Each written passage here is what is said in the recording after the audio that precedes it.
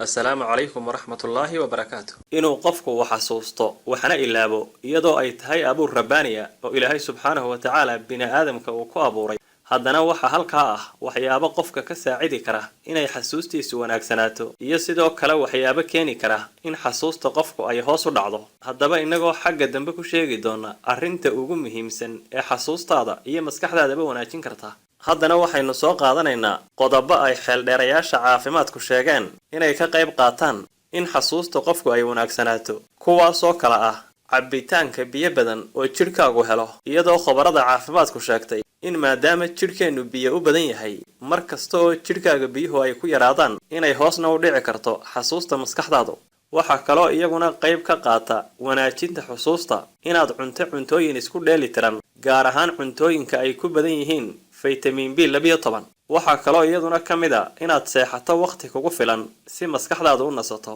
waxaa kaloo iyaduna xusuusta qayb weyn ka qaadata inuu qofku lugeeyo si joogto ah ugu yaraan maalintii 3 kiiloomitir iyadoo lugtu ay jidhka u leedahay caafimaad weyn sidoo kalena ay ka qayb qaadato habka wareegga ee dhiigga taasoo sahlaysa in unugyada dhiigga ee maskaxda geeya ay si fiican u shaqeeyaan waxa kaloo iyaguna qayb ka qaata wanaajinta xusuusta maskaxda khudaarta ay ka mid yihiin basasha cas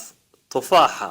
tamaandhada ama yaanyada cinabka iyo sabiibka sidoo kale waxa iyaduna arrin muhiim ah oo ah xusuusta maskaxda dhimista miisaanka jidhka iyadoo mar kasta oo qofka miisaankiisu uu kordho ay sababi karto inay yaraadaan xididada dhiigga ee maskaxda tegaya taasina ay keeni karto dhaawac maskaxda soo gaadha waxa kaloo iyaguna xasuusta maskaxda khatar ku ah balwadaha uu ugu horeeyo cabbitaanka sigaarku iyadoo la xaqiijiyay in sigaarku dhaawac weyn u geysto qaybta xasuusta ee maskaxda haddaba arrinta ugu muhiimsan ee xusuustaada iyo maskaxdaadaba wanaajin karta waa cibaadada Ilaahay subxaanahu wa ta'ala akhriska Quraanka Kariimka iyo inaad ka dheeraato macaasida noocyadeeda kala duwan iyadoo aynu ognahay in raadadka macsida ay ka mid yihiin inay burburiso qofka jidhkiisa maskaxdiisa iyo fahamkiisaba